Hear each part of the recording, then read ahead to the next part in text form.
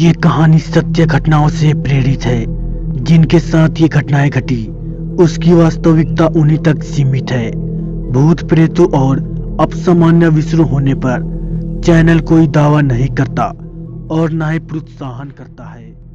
बहुत समय पहले पहाड़ों के पास एक खाली हवेली हुआ करती थी। इस हवेली में जो भी एक रात ठहरता और दूसरे दिन गायब हो जाता था। एक दिन तीन दोस्त अर्जुन, रमेश और किशन पहाड़ों पर घूमने निकले थे। तभी तीनों दोस्त को आते आते शाम हो गई थी और तीनों उसी हवेली के पास पहुंचे।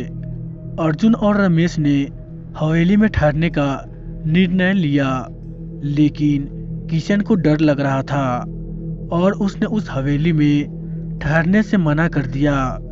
लेकिन अब तीनों के पास कोई और रास्ता भी नहीं था। इसीलिए उनमें से अर्जुन बोला, चलो रमेश, हम दोनों ही हवेली में चलते हैं। लेकिन किशन बेचारा डर रहा था तो उसने भी चलने के लिए हाँ कर दी। अब तीनों दोस्त उस हवेली में चले गए।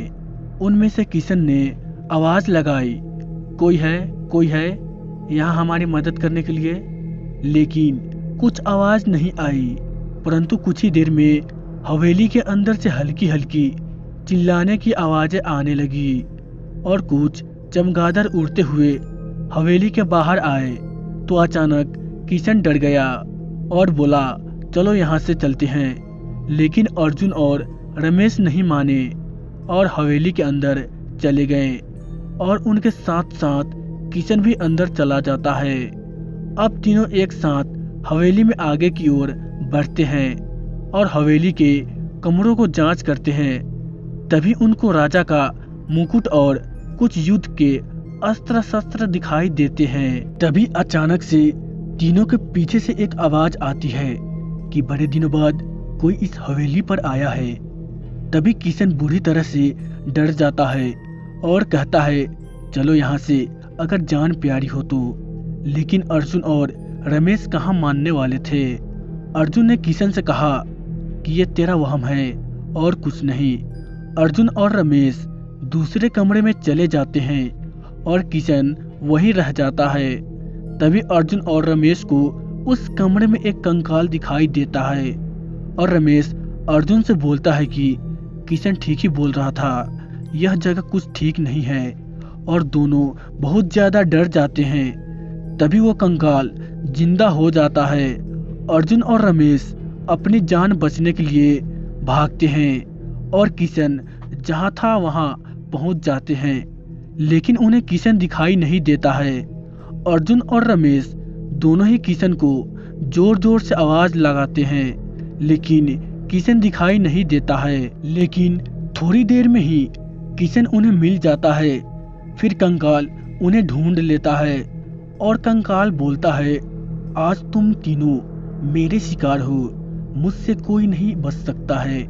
आज तक जो भी इस हवेली में आया वो यहाँ से वापस जिंदा नहीं गया है। तीनों दोस्त अर्जुन, रमेश और किशन बहुत ज्यादा डर जाते हैं। लेकिन अर्जुन हिम्मत नहीं हारता है और बोलता है, अब तो भगवान ही हमें इस मुसीबत से निकालेंगे। और दोनों दोस्तों को बोलता है, हनुमान चालीसा पढ़ते। और अब तीनों दोस्त जोर जोर से हनुमान चालीसा पढ़ने लगे और कंकालों की शक्ति धीरे धीरे कम होने लगी। और तीनों दोस्त हनुमान चालीसा पढ़ते पढ़ते हवेली से बाहर निकल गए और धीरे धीरे सुबह भी होने लगी थी। सुबह होने के साथ ही कंकाल बेजान हो जाते थे। अब तीनों दोस्त हवेली के बाहर सुरक्षित निकल जाते हैं। तीनों दोस्तों की सूझबूझ उनकी जान बचा लेती है। अर्जुन, रमेश और किशन ने सोचा कि और भी लोग इस भूतिया हवेली में जाएंगे तो उनकी जान को खतरा हो सकता है। और तीनों ने उपाय सोचा कि जब ये कंकाल दिन के समय में बेजान है तो इनको जला देते हैं, ताकि बाकी लोग अगर गलती से भी इस भूतिया हवेली में चले भी जाएं तो उनकी जान को खतरा न हो। तो दोस्तों, आज की कहानी बस इतना ही।